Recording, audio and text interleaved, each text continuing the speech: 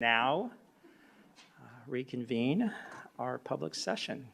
As a reminder, we are still under a mask mandate, so the appropriate wearing of masks throughout the entire footprint of the district is required. So thank you for doing so. That said, we'll start off with our Pledge of Allegiance, moment of silence. Ms. Ari, would you mind leading us? Thank you.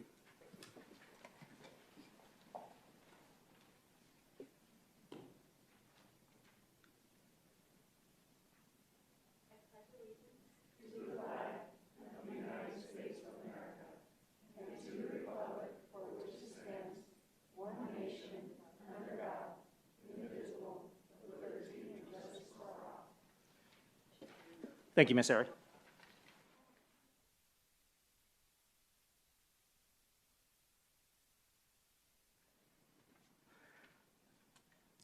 Okay, moving on to 5.1. Let's see here. Just make sure.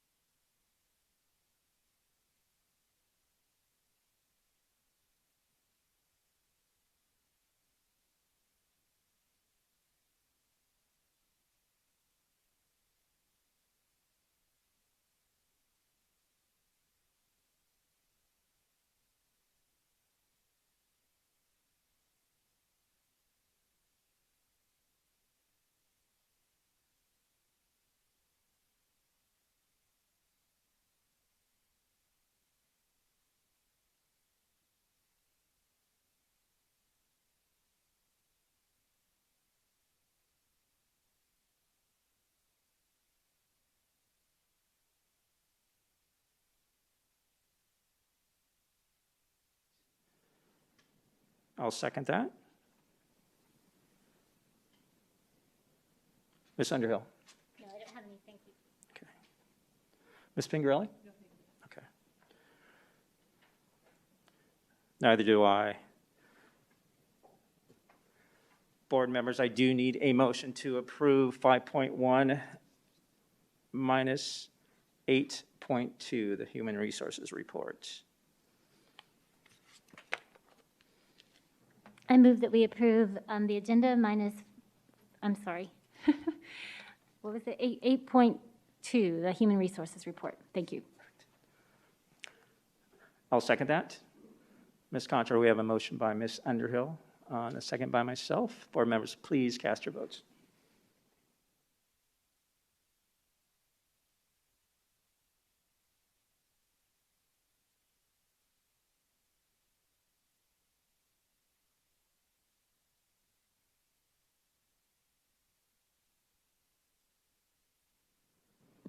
Thank you, President Sandoval. It has been moved.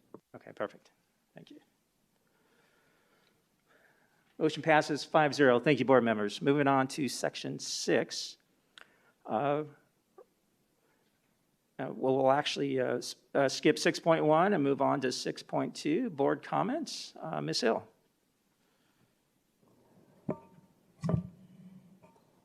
I actually did want to let you all know I was able to have the privilege to speak to Mrs. Reyes's second grade class for Reading Week and Dr. Seuss's birthday, and got to read a book to the children, and it was just a very enjoyable experience, and I really enjoyed it, and it was a great time reading to the kids this last week. Very good. Thank you for that. Dr. Sorensen? No, sir. Okay. Ms. Underhill? Not tonight, thank you.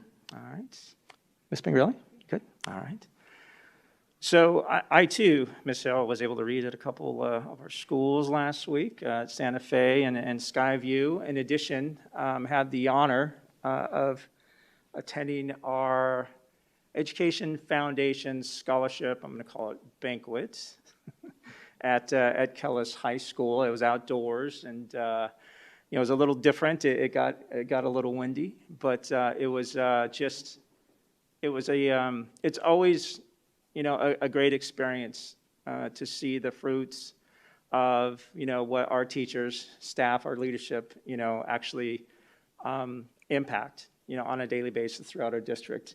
One of the classes that I read at, it was a kindergarten class. The other was a second grade class. And then, like I said, the foundation scholarship banquet. It's just,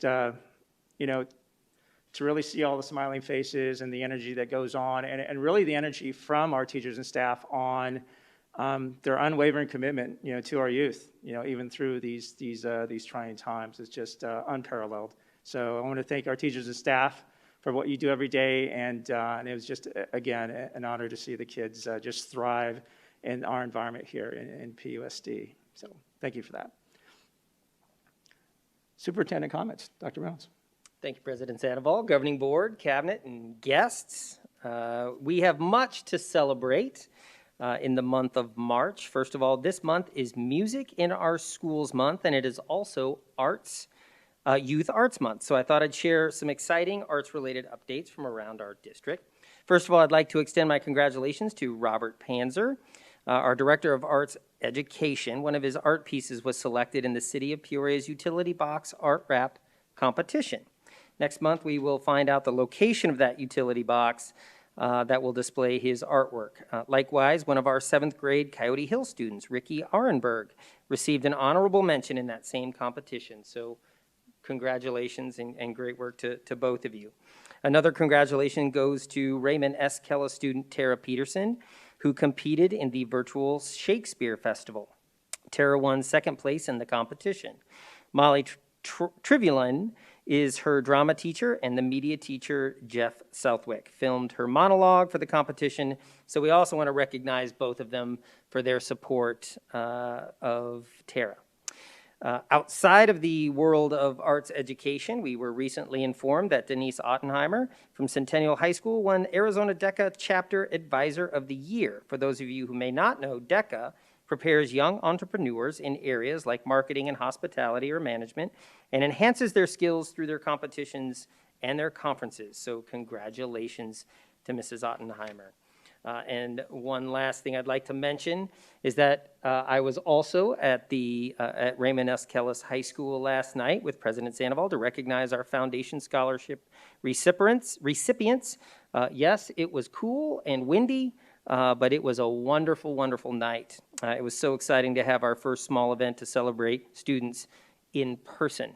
I recognized last night that was the first time I had given a public address, and it was very exciting. So we're incredibly grateful for the Peoria Education Foundation for all they do for our community, for our students, and for our teachers. And lastly, I want to wish everyone a very relaxing, safe, and well-deserved spring break. Thank you for that, Dr. Reynolds. Okay, moving on to agenda line item 7, public comment. Request to address the governing board regarding matters not included on the agenda. Once again, we'll have a 30-minute cap of public comment, 3 minutes per individual. And as far as expectations, as stated on the green slips, the board president shall keep control of the meeting and require the speakers and the audience to refrain from abusive or profane remarks, disruptive outbursts, applause, protests, or other conduct which disrupts or interferes with the orderly conduct of the business of the meeting. Personal attacks on board members, staff, or members of the public are not allowed. It is inappropriate to utilize a public hearing, the public comment segment, or any other agenda items for the purpose of making political speeches. Engaging in such conduct and failing to cease such conduct upon request of the presiding officer will be grounds for ending a speaker's time at the podium or for the removal of any disruptive person from the meeting room at the direction of the board president. That said, we always welcome your lens and your commentary on anything celebratory that's going on throughout the district and any opportunities that you may wish to express your voice on. So it is much appreciated and allows us to make very informed decisions. So the first public comment comes from Ms. Devon Updegraff Day, and as a reminder, please make sure that your masks are probably worn even at the podium. Ms. Updegraft-Day?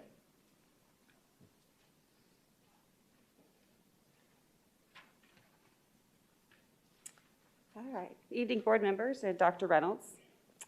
I've really struggled with where to even begin tonight. It seemed like just one issue after another seems to be popping up and occurring. Parents and teachers continue to bring their concerns to this board, and yet it seems like they continue to fall on deaf ears. Dr. Sandoval, you frequently state after a public question or request that someone will get back to us with the requested information, yet no one ever does. Members of this community have asked for this board to take an official position on the January 11th teacher sick-out, and unfortunately this board has yet to even acknowledge the sick-out that completely shut down several PUSD schools exactly 2 months ago. It recently came to my attention that even leaders of the PEA prior to January 11th made several requests to this board to hold an emergency session, a session to discuss health metrics and concerns over school safety measures. It is my understanding that also over 900 emails were sent by many of the PUSD teachers asking for something, anything from the superintendent and the board, threatening to strike if a response was not received. And like parents and community members, they were ignored and teacher sick-out, of course, occurred. When I learned of the PEA's attempts to get an emergency board meeting and had made the board aware of their plans to strike if their demands were not met, I realized that there's a consistent theme and problem that has been and continues to be our current superintendent and our current board and past board.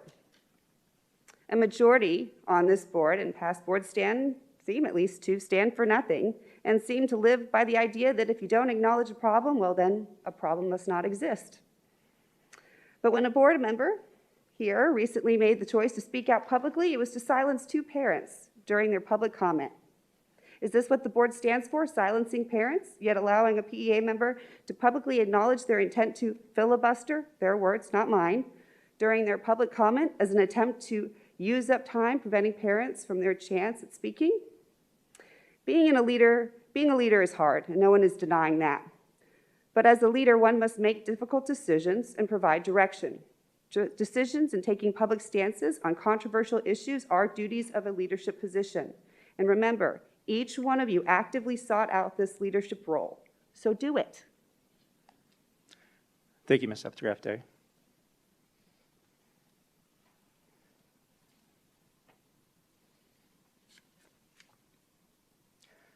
Next public comment comes from Ms. Christina Rogers.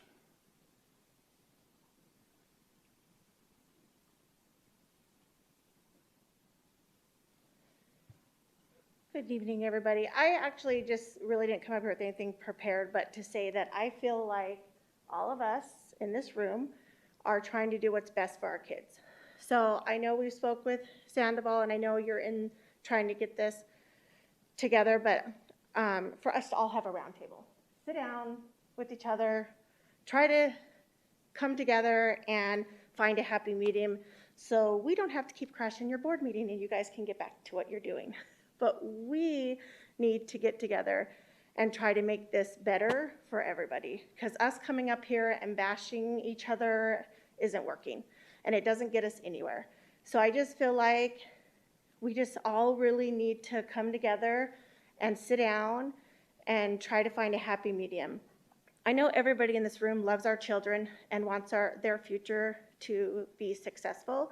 So I think if we can all sit down and brainstorm, we can probably solve this a lot easier than our 3 minutes of being mean to each other. That's all. Thank you, Ms. Rogers. Next public comment comes from Ms. Marcy Robb.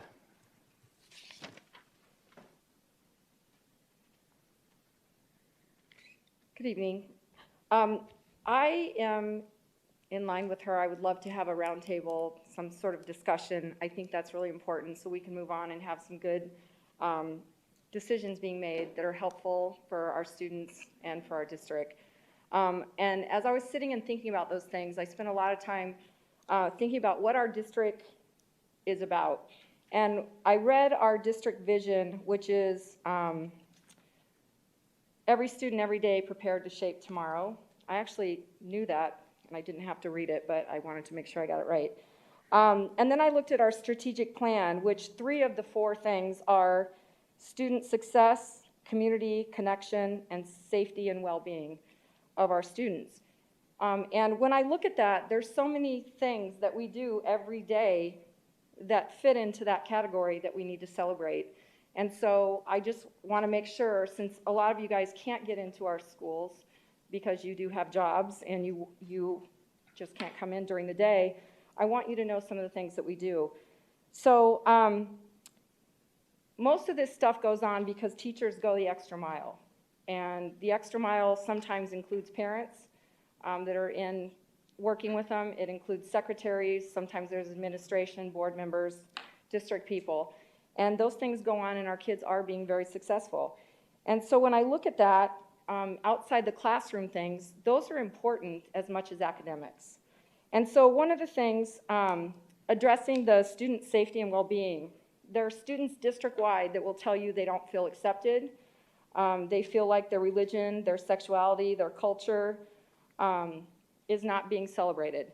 And historically, at the high schools, we actually have clubs that are run by students, that are founded by students, that meet the needs of these students.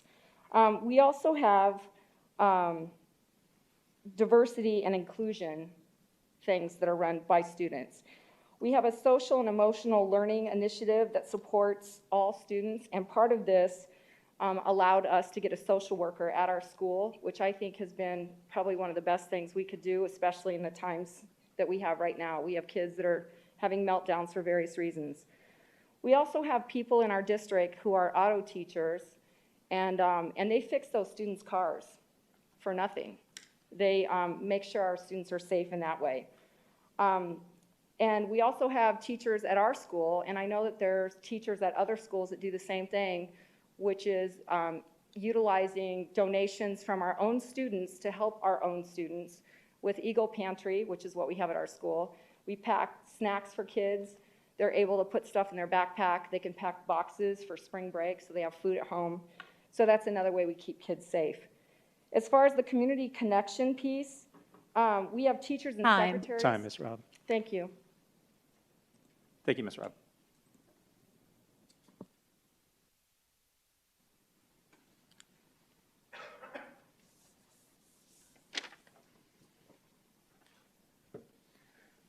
Next public comment comes from Ms. Linda Busan.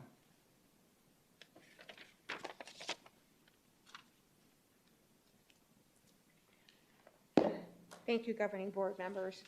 On February 25th, it was said that parents who are also stakeholders are not the paying customers for students in our schools. Yet schools receive federal funding from taxpayer dollars. 55% of our Arizona state budget goes to schools. In addition to that, about 60% of our property taxes fund our schools. So if we're not the paying customers for our children's education, then I ask you, who is? Parents do not approve of the critical race theory and the Black Lives Matter and 1619 project, and we've been requesting curriculum for weeks now, and we've been ignored and given the runaround. Curriculum coaches and directors say one thing to parents and yet another one to teachers. And we got an email, and it says, if you're concerned about teaching controversial matters under the current climate, then switch to something else till it dies down. The last school board meeting, parents were bullied and shut down from speaking because what they had to say, in your opinion, was taking it too far.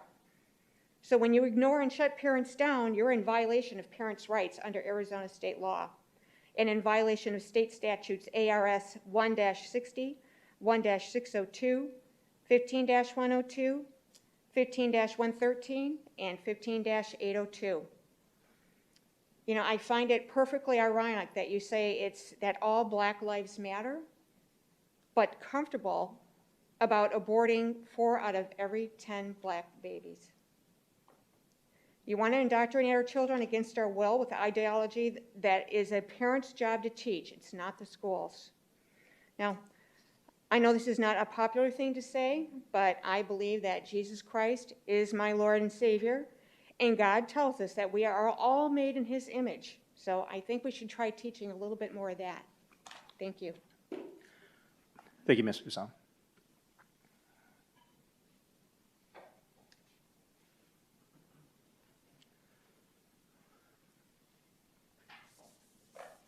Next public comment comes from Mr. Rhett Penn.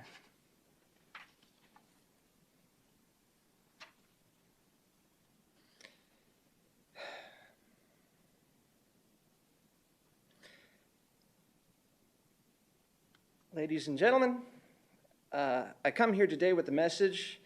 I've been trying to reach you guys about your car's extended warranty. Just wanted a moment of levity to calm down because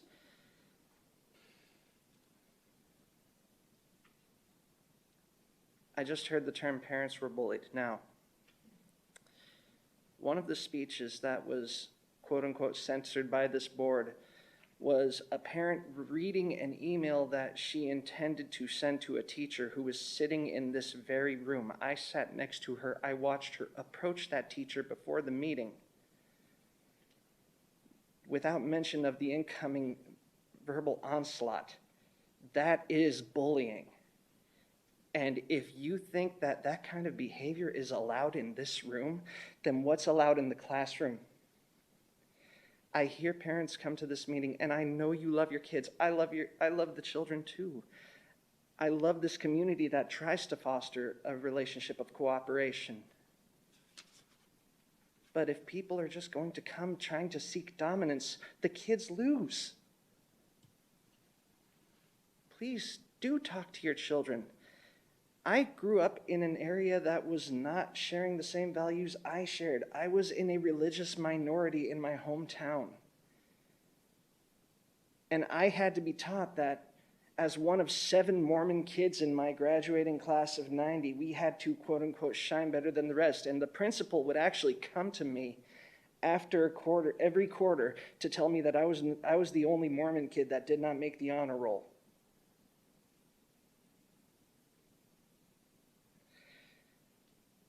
If any of those kind of comments are tolerated in here, would you like them in that classroom? I assure you, I do not. And if any parent or any person went into a classroom and spoke that way, how proud would you feel? Our children are the what matter. The teachers came into this career not for the paycheck. It's very obvious for that. We came so that we could help teach children to be open-minded, free-thinking people who could look at the world and look at their values and see what they could do to make this place better, to shape tomorrow. Train up a child in the way they shall go, and they will not depart from it. Please, if you feel so passionately, yell at us less. Talk to your children more. Thank you, Mr. Penn. Next public comment comes from Ms. Heather Rooks.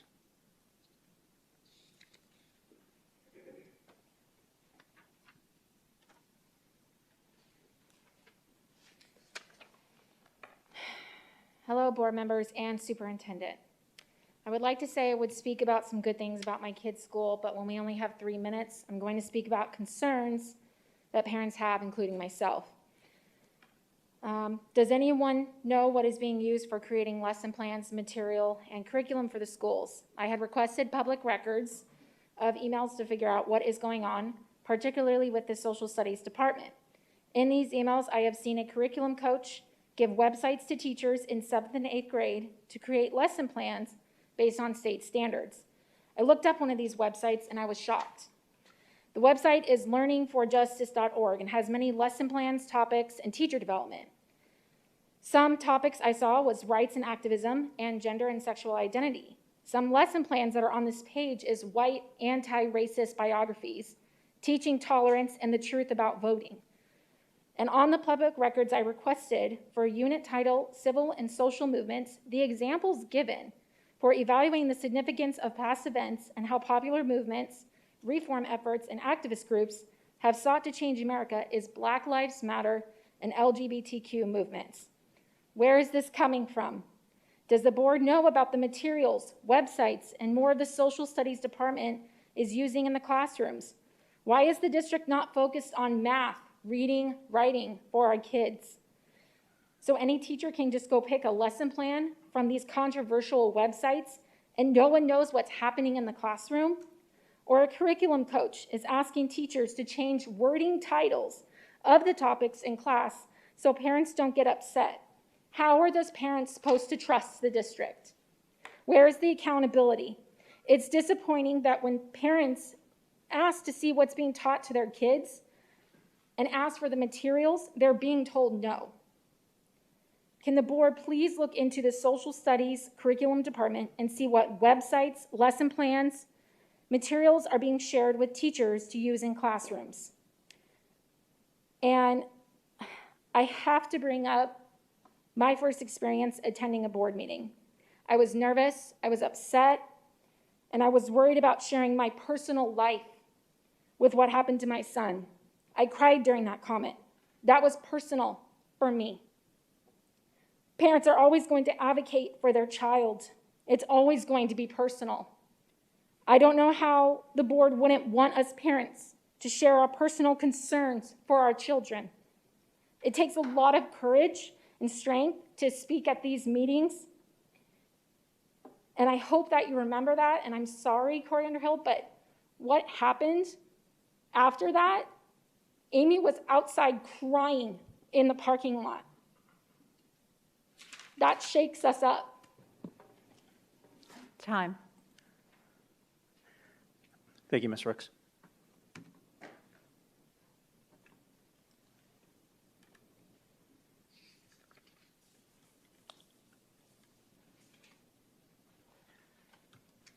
Next public comment comes from Mr. Tim James.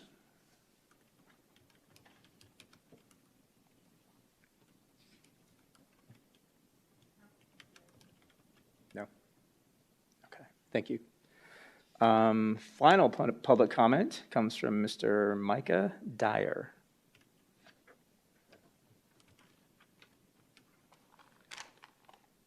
Hello, my name is Micah Dyer, and I've spent my entire educational career in the Peoria Unified School District. I've attended Coyote Hills, Sunset Heights, and I'm now a freshman at Ironwood High School in the International Baccalaureate program. I'm an avid watcher of these governing board meetings and have continually seen the perspectives of teachers, staff, and parents, but I'm not seeing the vital perspective of a student. I'm a member of the Gay Straight Alliance Club at Ironwood, as well as the president of Special Olympics Club Unified. My goal on and off campus is to promote the ideology of inclusivity and equality. I wholeheartedly believe that diversity is crucial to the cultivation of every child, as well as the importance of differing perspectives. These two aspects will conceive a new generation of kind and inclusive young people. As a student in PUSD, I've never had a teacher's views be pushed on me. I've garnered an incredible education, the most valuable aspects stemming from student-led discussions revolving around present-day issues and controversial issues, yes. Research by author and professor Judith Pace points to the benefits of high-quality discussion of controversial issues. The education of controversial issues increases critical thinking skills and the appreciation of cultural diversity. It has been proven that this education has been linked to higher test scores. The teaching of the movement of Black Lives Matter, the education of the continuing systemic racism in our society, the instruction of sexual orientations and gender identities, and so much more is vital, and I say crucial, to the education of every young person. This is literally history in the making. These issues only help to provide students with alternate perspectives. As a white person, I understand my privilege in this society and have only come to see few of the many disparities that people of other backgrounds experience in our world, and have only come to this acknowledgement due to the instruction of differing perspectives. During the civil rights movement, there are parents who, in fear of their children learning about the reality of racism and segregation, they fought. They fought for their children to either be kept in negligence or to create an alternate history. Let us not repeat that. Martin Luther King, once a controversial subject, is now taught throughout our schools. Black Lives Matter, now a controversial subject, will later be deemed not, so why are we waiting? So I call on you, the board, as a student, to provide professional developments and trainings, to provide teachers with the necessary tools to facilitate productive conversations revolving around present-day controversial issues. I call on you to write curriculum based upon a variety of perspectives. Through these solutions, I believe the education of every PUSD student will improve. Teachers must not and cannot be afraid to address present-day issues in fear of parents, but must be supported and encouraged by you, the board, to continue the education of present-day issues and the instruction of differing perspectives, because only through these things will the world be able to move into a more inclusive, equal, and empathetic society. Thank you. Thank you, Mr. Dyer. Once again, thank you, everybody, for taking the time to express your voice. Dr. Reynolds and team, these individuals take the time to come out here and have very personal conversations with us as a board and the district. So it is important that we do get back to them in a timely fashion. Thank you.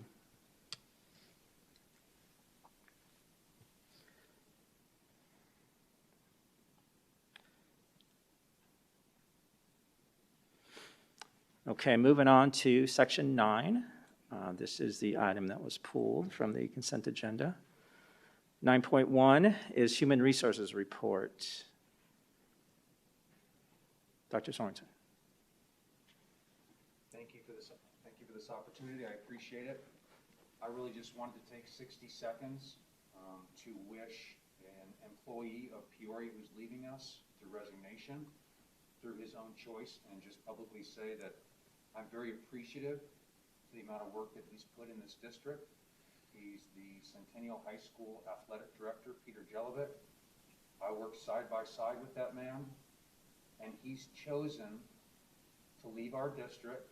This is a leader who has an impeccable record, whose children go to Centennial High School, whose wife works in our district, who's a complete family man, who's choosing to leave, and he was a college football coach for a long time, a servant leader, someone, if you ask the Centennial community, ask the student athletes, ask the coaches, ask the teachers, they love him, and he's choosing to leave his family, to leave an athletic powerhouse, to go to a different district.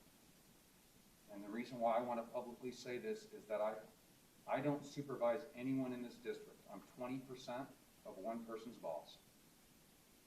And last week, Dr. Davidson and Dr. Reynolds, who I respect a great deal, talked about how important it is that our staff feel heard, feel listened to, and feel valued. And I can tell you, Mr. Jelinek does not feel those things. And I hope that we can reflect on what kind of work life this man had to leave our district. And when we look at our organizational chart and look to add one more chief, I hope we make sure to put people in leadership positions who believe in empowering leaders, who believe in building more leaders. And we get away from transactional leadership, micromanagement into submission, and managing. So I wanted to take this time to wish Mr. Peter Jelinek a great future. I know that Dysart's gain will be Peoria's loss, and I wish him nothing but the best.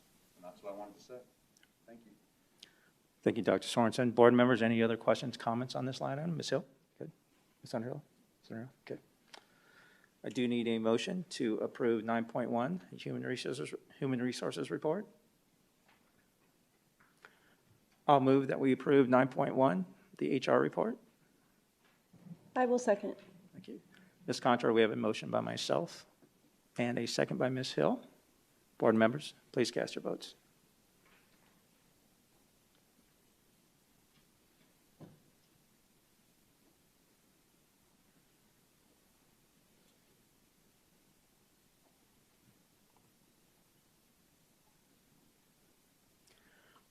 Motion passes 5-0. Thank you, board members. Okay, moving right along to section 10, action items 10.1. We do have some public comment tied to this line item, which we will hear after we hear from the district. So this line item is tied to consideration of approval of rehire list for the issuance of contracts for administrators and certified staff for the 2021-2022 school year. Dr. Davidson, welcome, sir. Thank you, President Sandoval, members of the board, Superintendent Reynolds. This is an annual requirement as we consider building a staff for the next school year. And as you can see, the recommended action tonight is that you would please approve the rehire list, and that'll ultimately authorize us to move forward with building of contracts for our employees. With your positive vote, those contracts would go out tomorrow and then be available for a certain amount of time depending upon the employee group. You see here we're talking about administrators, certified staff, related service providers, and school psychologists tonight. You might also be wondering, how about our classified team? Those LORAs is what they're called, letters of reasonable assurance. I'd be bringing you back that rehire list in the beginning of April. So certainly we'll be here for any questions tonight, and we'll step aside for those public comments. All right. Thank you, sir. Board members, questions, comments? Ms. Hill? No comment. Dr. Sorensen? No, sir. Okay. Ms. Underhill? No, thank you. No. Ms. Pingerelli? No. Question for you on the contracts, knowing that it looks like obviously the actual budget, or what those kind of the compensation looks like going into the subsequent academic year. Is there any type of condition statement or that states, if the dollar amount isn't, what was expected, or maybe what's been communicated, from the district in any shape or form, which I doubt that that's happened, but is there any conditional, I guess, language on the contracts that allows an individual to, even after signing, removing themselves from the seat without repercussion due to the fact that they don't really know what they're going to be making, right, in the next school year? Sure, Mr. Sandoval, and as you know, right now, the contracts that do come out are based on this current year's salary. Now, this has been a process that's been in place for the last 3 or 4 years, knowing that the budget team is moving forward and will be bringing recommendations to the board in April. We do have language in there, yes, sir, that was approved by our governing board just a few months ago in regards to being able to add, it doesn't say subtract, but it does talk about if there is a discrepancy in the salary, that certainly we have the ability to do that. Also, once the budget team is done, I will be bringing back forth all the names and salaries so that it can be ratified by our governing board. So please note you'll be seeing those in the future as well. Perfect. Thank you for that. I appreciate it. Board members, if no further questions, comments, I will move to public comment on this line item.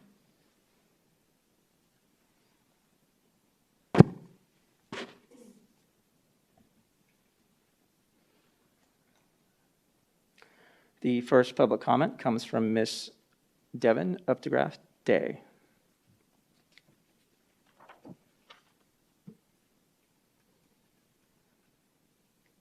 All right, I'm back. I am so disappointed that I have to actually come up here and publicly speak out against the renewal of Trina Berg and Jessica Batty's contracts. These two individuals have violated the code of conduct of their current contract, causing direct harm to their students, parents, and peers. As if the violation of the code of conduct... Sorry, Ms. Updegraff, Ms. Contra, the timer is not on. And, okay, can you give me... I don't think my comment's much longer, so... Okay, well, I wanted to, can you press pause on the timer real quick, please? Okay. So just point of order, as you're, in your commentary, any rationale behind your comment to make the statement does leak into personal attacks. So if you can... But aren't you doing contracts on individual? I mean, how do you give an opinion if you can't give a name on contract renewals? Yeah, we just can't allow for any type of negative commentary on an individual to rationalize the... Rationalize not renewal of a contract? Yes, ma'am. Okay, so okay, that's insanity. I mean, it really is. So I was saying, don't renew a contract, period. That's it. You're right, the board doesn't need to know why there can't be, I don't recommend a renewal contract, just why you should renew it, but not why not. That's logical. Is that how we do reviews or peer reviews of staff in private sector? And that is done, with internally with the district on, their process. But I mean, we don't have individuals coming up and speaking for as to why to renew a contract. I've heard people renew to do the contract, to give, yes, they're great, they're wonderful, but we're not allowed to say why they're not wonderful when they violate their contract. President Sandoval, point of order, we're moving outside of public comment in our discussion. Agreed. Thank you. So if you would, we'll make contact and you can voice your concerns. No, you know my concerns. I'm just making it public since you renewed their contracts. That's why I think it's ridiculous. You've President renewed their Sandoval? contracts. Yes, sir. That's what you've done. And I'm up here to say I'm shocked that you've recommended their contract for renewal to this board. I'm shocked. It's embarrassing. The credibility is lost. It's just unbelievable. And then to say that you can't speak of why you don't recommend a contract renewal is insanity. So, yeah, you know my position. Everybody knows my position. But the fact that you renewed the contract as your recommendation, I thought it needed to be stated again because somebody forgot, apparently. Thank you. Thank you, Ms. Updraft.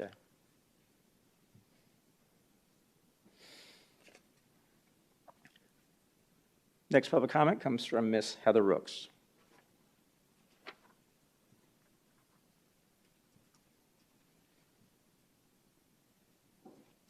Hello again. I just wanted to make note, a teacher who has taught 2 of my kids. She is outstanding, kind, and has always helped her students and the parents. I'm very excited that she'll be coming back to teach special education preschool classroom. I saw her name on there, Mrs. Shari Richter. To the point, I understand I will try not to bash anyone, but we do have concerns. You have a GBEB conduct policy that's been abused. And you have a teacher contract that is signed. And the district is expected to honor those contracts, your end of the bargain, right? And if somebody else is not doing that, and they've abused it by using your emails, I don't understand how, where is the evaluation? What is the evaluation process for rehiring? Do you look at the positiveness? Do you look at the negativeness? Do you look at all of those key things on each individual staff and teacher? Because if you're just renewing it just because, then what's the point of having the staff conduct policy? What's the point of having any integrity anymore? I'm sorry, I stand with my friends, my parents. I stand with the staff members and the teachers that were left stranded that day on January 11th. So I don't understand how you can turn your back on them and just, oh, it's okay, nothing wrong here. I had more to say, but what's the point? This is the teacher contract. I looked through this. I looked through the staff conduct policy. How do you have this written here to follow the rules, the policies, and regulations if it's not going to be followed? If you're not going to live on your end of the bargain, why are they not going to as well? They signed this. Guess it doesn't matter anymore. Thank you, Ms. Rooks. Dr. Reynolds and team, I know there is policy and a path to follow to actually submit, any type of concern or complaint with individuals. If we can make sure that these individuals are emailed that policy, I'd appreciate that and that path to follow.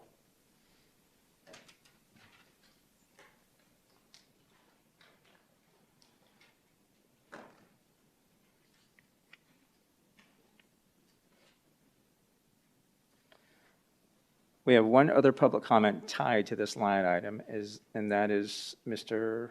Rhett Penn.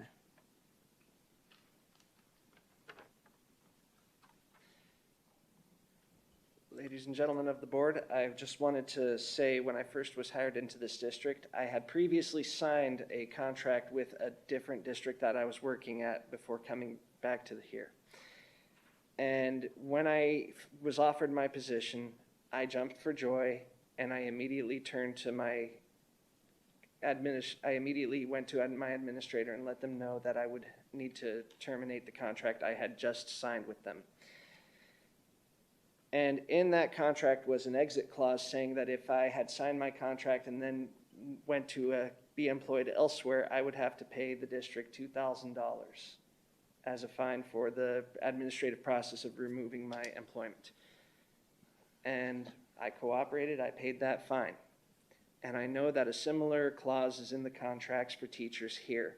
And I know that it is a significantly less number than what I had to pay, and I'm grateful for that. But I am aware that when the pandemic hit, you made a motion to suspend that for teachers who felt unsafe in the workplace. I thank you for making that motion. It was an appropriate decision to keep the wording in the contract, but still make sure that if a teacher feels unsafe, that their right to safety is respected.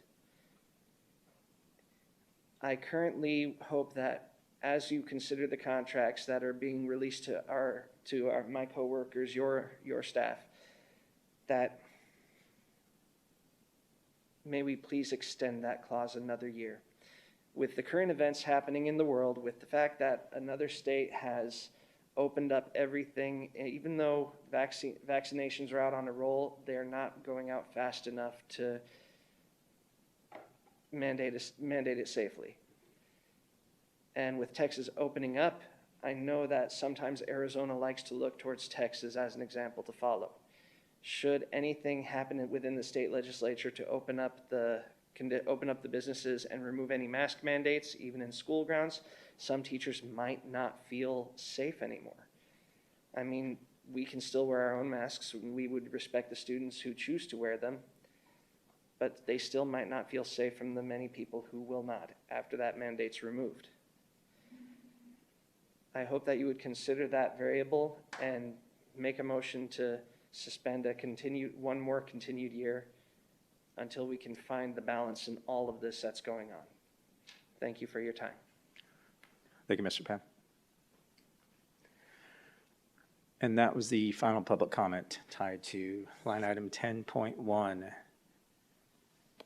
If no other further discussions, questions, comments from any board members, I do need a motion to approve.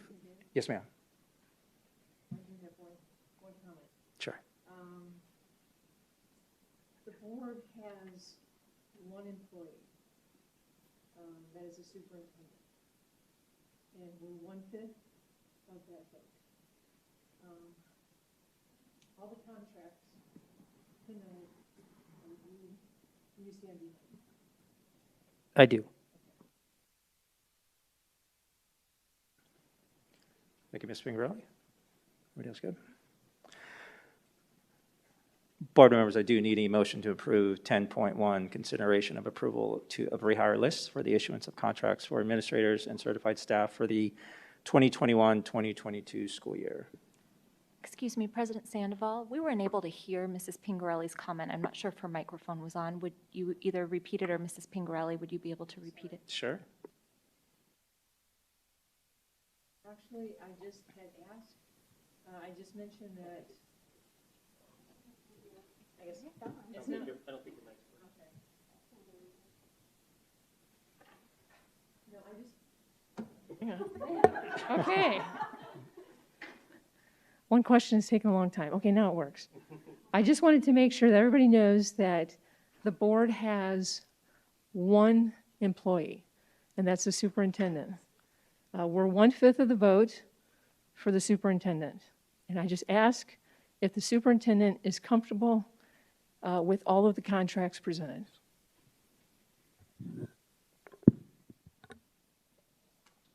Did you hear my response? Yes, I do.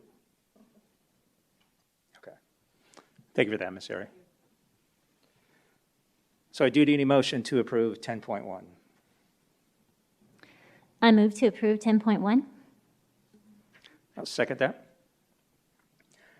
Ms. Contra, we have a motion by Ms. Underhill and a second by myself. Board members, please cast your votes.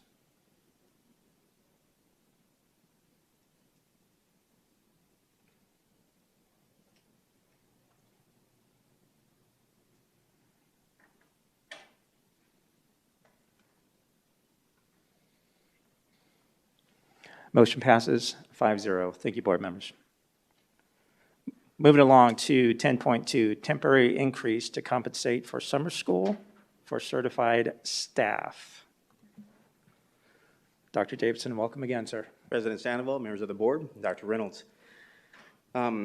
Similar to previous conversations, it excites me tonight to come with this request to consider raising our rate for our certified staff as they move into what we are calling the fifth quarter.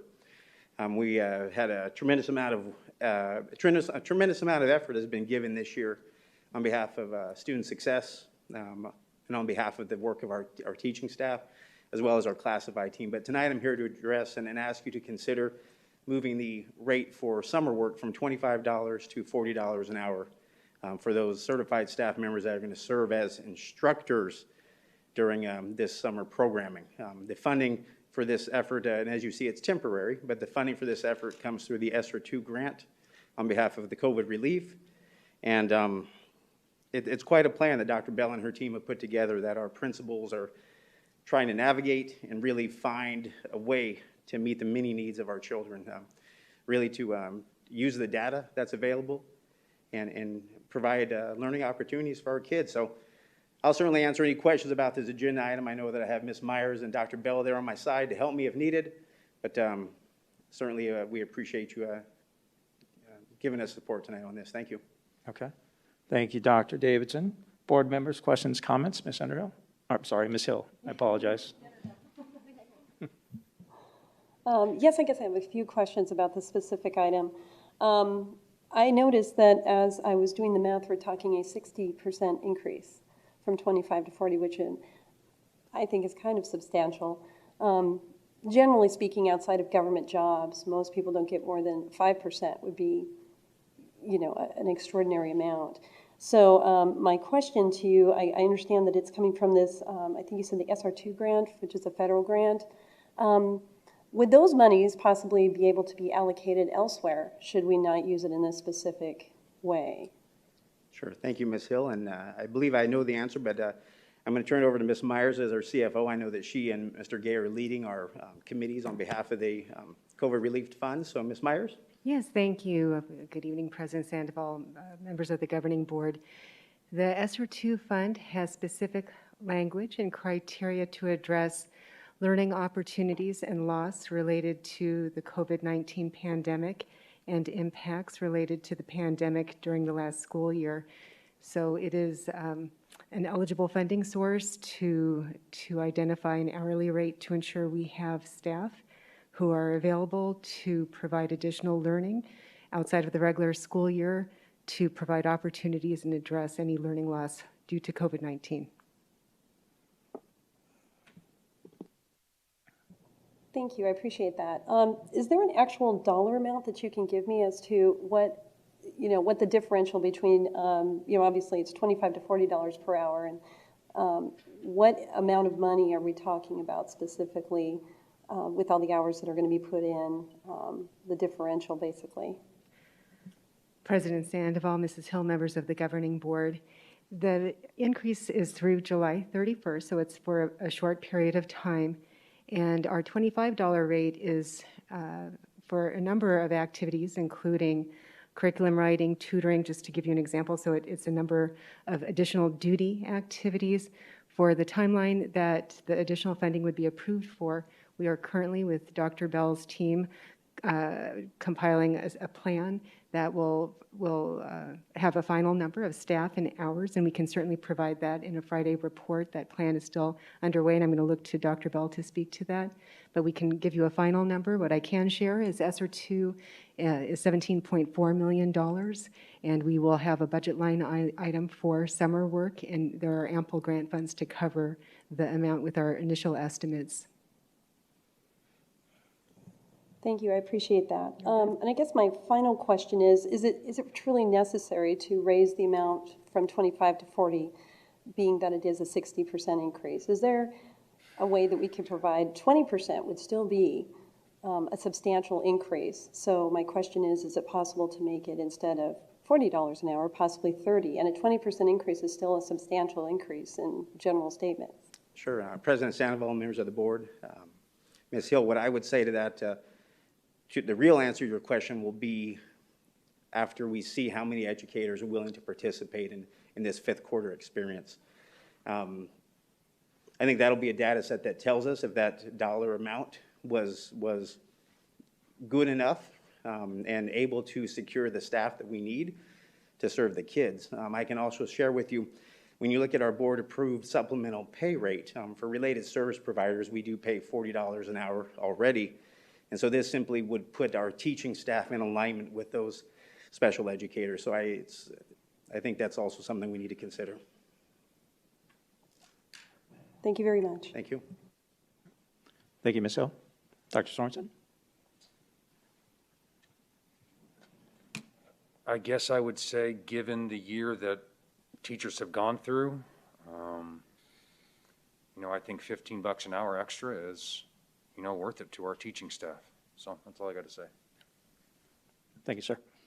Ms. Underhill? Yes, I would agree with Dr. Sorensen. I do think that it's been quite a year for our kids, and I think for our teachers as well. And so I think obviously this is a huge thing to be able to provide for our students that are in desperate need of, some catch-up. And also to our staff, many of whom may have spouses or other family members who were underemployed or unemployed during that time. So this is a little bit of a catch-up for them as well. And then the last thing I want to say is just that, $40 an hour sounds like a lot, but when you're teaching, there's always like an hour of prep and an hour of grading afterward, So $40 for the hour that you're there is actually spread out over some extra time. So I just wanted to kind of put that out there as well. Thank you. Thank you, Ms. Underhill. Ms. Pingerelli?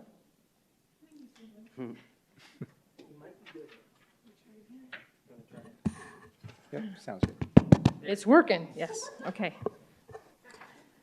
I promised the green light was on before. So, Ms. Myers, you're comparing other districts. I guess what are other districts paying?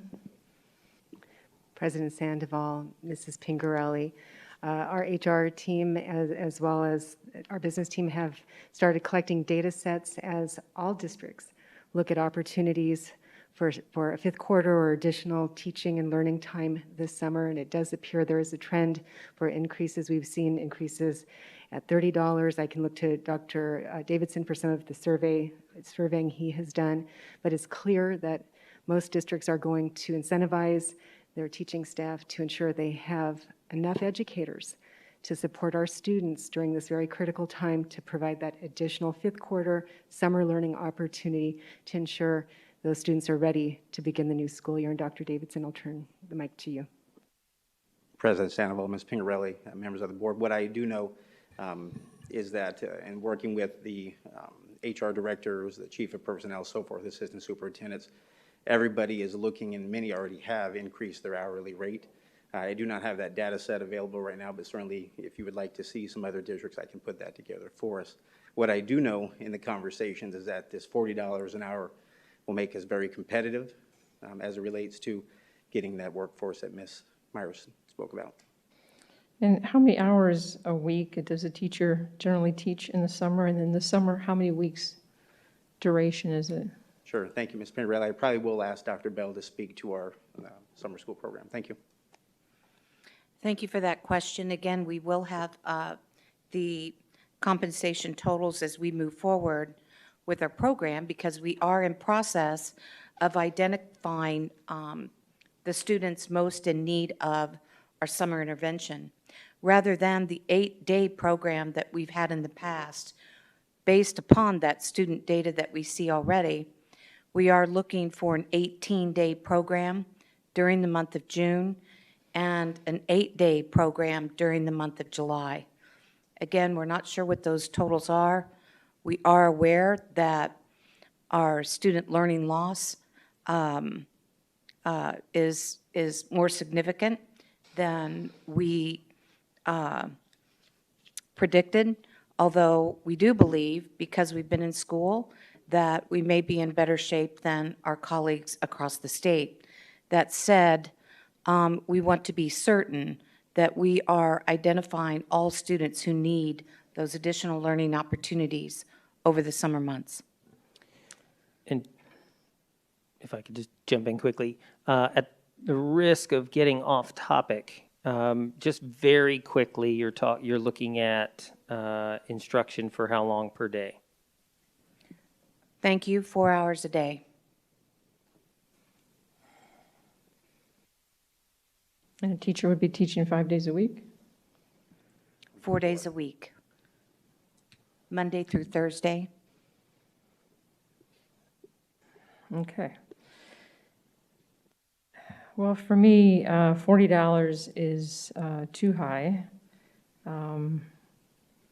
Since we don't know what other districts are even paying, and we don't know how many students we're going to be teaching. So we have a lot of unknowns right now. So I'm going to be a no on $40.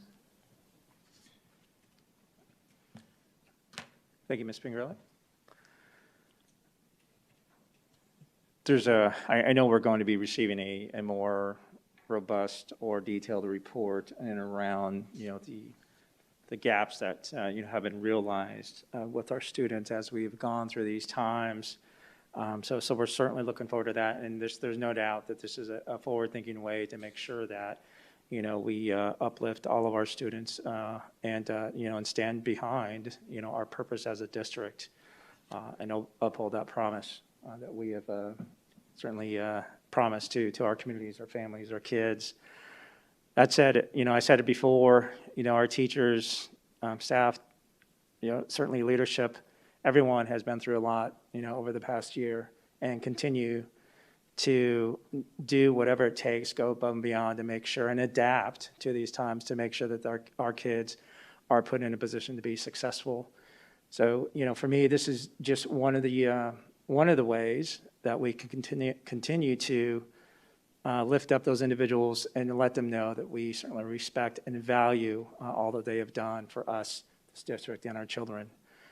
So that's it. I appreciate the details and the responses to the questions and all board members' inquiry to this particular subject. But it is absolutely something I think that the least we can do to make sure that everybody feels valued. So thank you. Any other questions, comments from the board on this line item? Ms. Hill? Yes, I do. I do completely agree. I think that it's important that we do, give a supplemental to the kids in the summertime. I definitely think that even though Peoria Unified has stayed open for the most part this last year, that, we have fallen short in some areas because we were closed for, a decent amount of time last spring and early into the beginning of this school year. And I do think we need to make up for that. There are kids that are really struggling that we need to help them out in the summer. That being said, I agree with Mrs. Pingerelli that it's a substantial amount. It's a big jump. And like I said, I keep looking back on how much, people make on average and how much they get and increases. And a 5% increase is enormous, outside of government. So I think 60% is quite a bit. I would be more inclined to vote yes if it were 20, and I think that would be generous. Right? So if you're willing to go down to 20, I would be looking at that more favorably. Thank you, Ms. Hill. Any other questions, comments from the board? All right, that said, I do need a motion to approve 10.2 temporary increase to compensation for summer school for certified staff.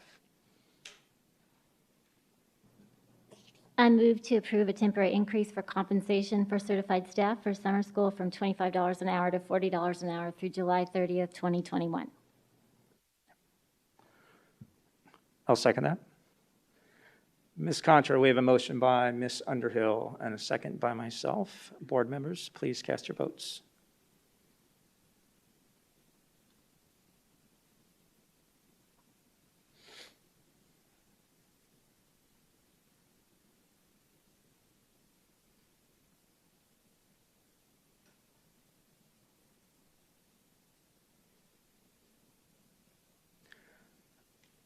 Motion passes 3-2. Thank you, board members. Dr. Davidson, Thank thank you. you, sir. Before we move on, I do want to recognize there is a public comment tied to this line item. It's Ms. Heather Rooks. Thank you.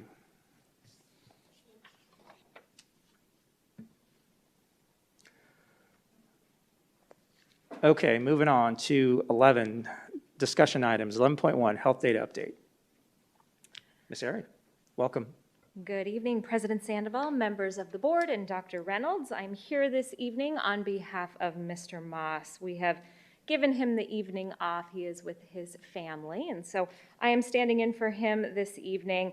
Of course, you are used to him coming up here every 2 weeks and providing you with the health data update, and we have been very fortunate that over the past few board meetings, we have seen really a similar pattern of declining cases and kind of a repeat presentation. I joked with him this afternoon that tonight we actually have quite the substantial update to share with you and our community. So we will go through and share with you an executive order that was issued by Governor Ducey on March 3rd. This new executive order required that all schools that are not yet open to in-person instruction are needing to open to provide that option for families by March 15th, or depending upon their spring break, the following Monday. The other significant change was to the metrics. The metrics that you're used to seeing and that our community is used to following are from the Arizona Department of Health Services. Those now need to be changed and in alignment with CDC guidance. And so I'll talk through with you just a little bit more about what that means as we kind of move along here. A couple of other items that I will highlight from that executive order as we go along. So this is a new look at what that model looks like for community transmission and the phases. This is now what's in alignment with CDC. So you can see an additional category that is added. You were used to seeing the 3 different categories before. We've got that kind of bluish low transmission included in there. And then the other big change is that the COVID-like illness that is part of hospitalizations has been removed from the model. So did want to point that out for you to show what that looks like. It's now 2 indicators instead of the 3 that you were previously used to seeing. So as you kind of overlay the learning school modes that go along with that they have issued, you'll see kind of a graphic that they have been sharing that looks like this, that kind of details the instructional status that should correspond with the type of transmission. And I'll really kind of draw your eye over to the far right corner of the screen that you're seeing there. This refers to schools that are already open for in-person instruction. And of course, the Peoria Unified School District has been open to in-person instruction since September, in addition to also providing that online option for our families. So as far as this particular requirement, we are certainly already in compliance and have submitted so to the Department of Education. We are required to turn that in and submit them to them by March 15th. So we went ahead and shared that we are in compliance with this executive order. The other key piece, though, is that mitigation strategies do need to continue to be followed. And so you can see the mitigation strategies that they have outlined here that correspond with these changes.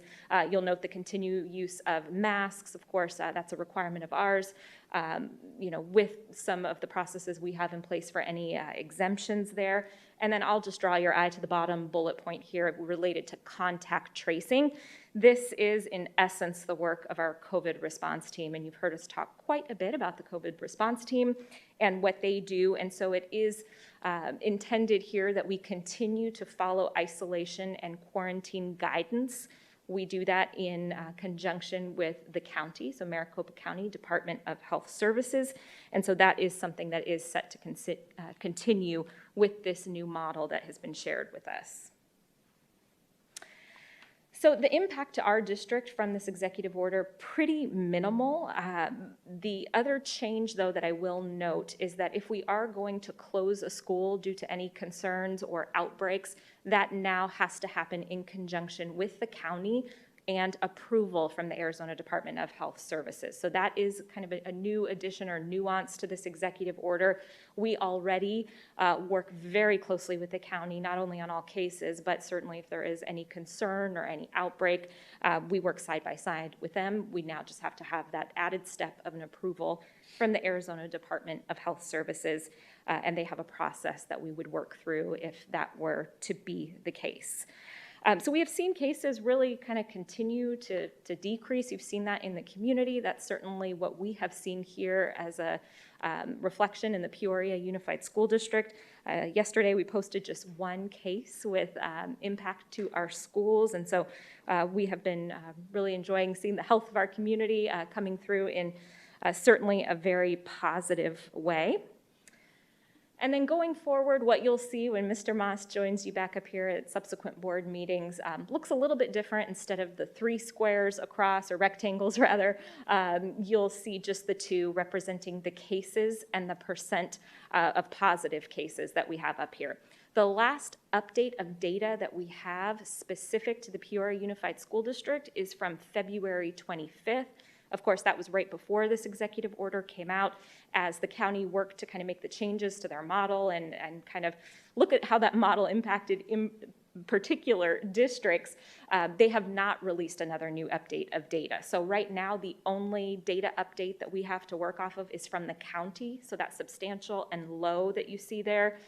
For today, we're hopeful to have some data to share with you specific to our district. That is county data that we are sharing there with you. And so this is kind of what you will see going forward.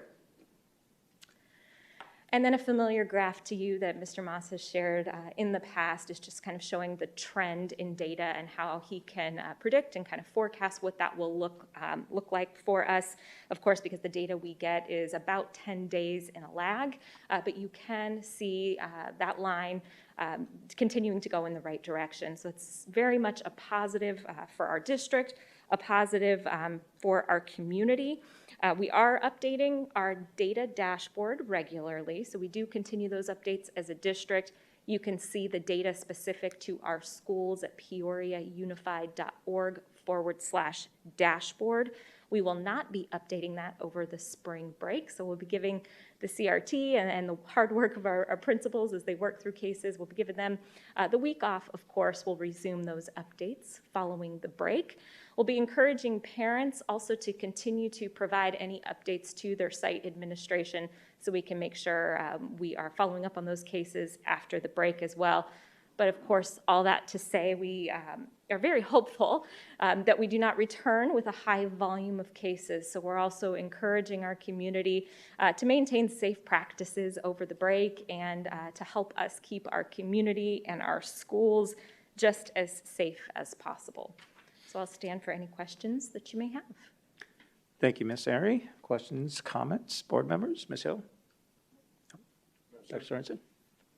Ms. Underhill?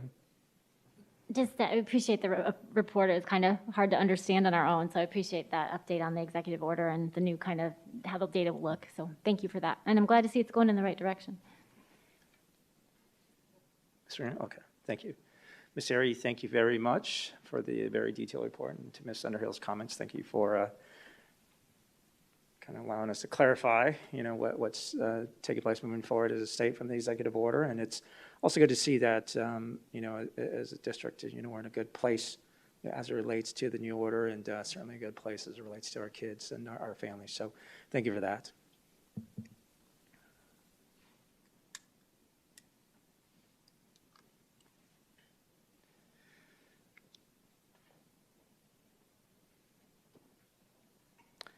Okay, moving on to informational reports. 12.1, report on upcoming meetings and events. Ms. Airy?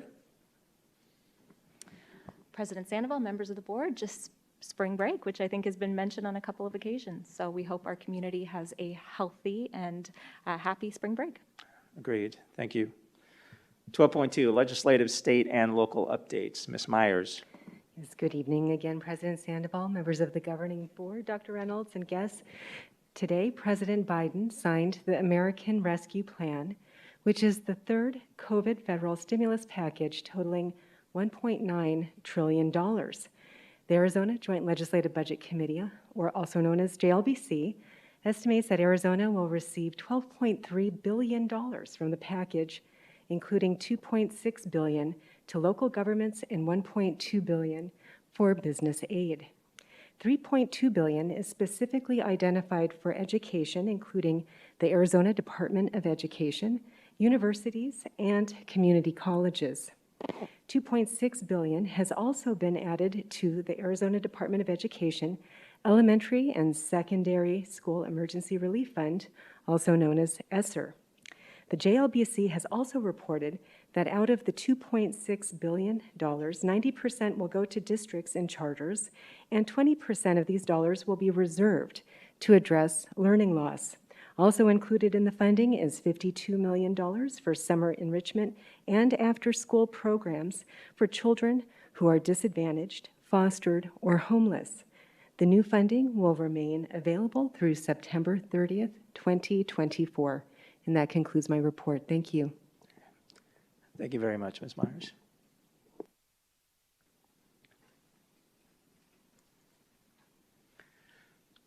Okay, moving on to budgets, facilities, planning, and construction report, 12.3. These reports are on our website. Other business, board member opportunity to readdress agenda items, 13.1. Ms. Hill, any items you'd like to readdress? No, thank you. Dr. Sorensen? No, sir. Ms. Underhill? No, thank you. Ms. Pingerelli? Okay, all right, thank you. Now do I. 13.2, request for agenda items for future governing board meetings. Ms. Hill, any items that you would like to request for a future governing board meeting? No, thank you. Dr. Sorensen? No, sir. Ms. Underhill? Not tonight, thank you. Okay. Ms. Pingerelli? Yes, I would actually, well, I'm not sure if this is proper. I wanted to request an executive session, so I don't know if that would be falling under this category or not. I believe so. Yeah, because it's just one of the ways that we can Okay. request a future.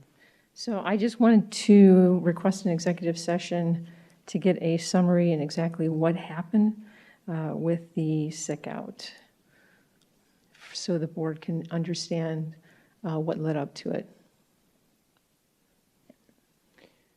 So it would be, I'm assuming, informational and personnel. Mrs. Pingerelli, President Sandoval, Mrs. Pingerelli, why don't I'll work with the board's attorney to work through what how that would potentially fall into an executive session. Right. Okay. Okay. And I guess I would need a second if Yeah, anybody I was else just is going to say, interested. need a second? I will second. Thank you, Ms. Pingerelli. Okay. 14.1, adjournment. I do need a motion to adjourn this evening's meeting.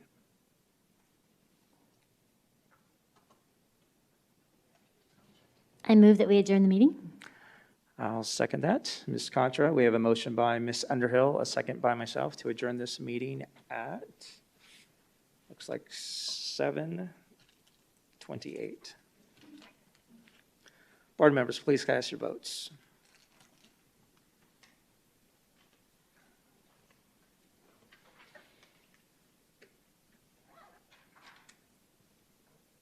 Motion passes 5-0.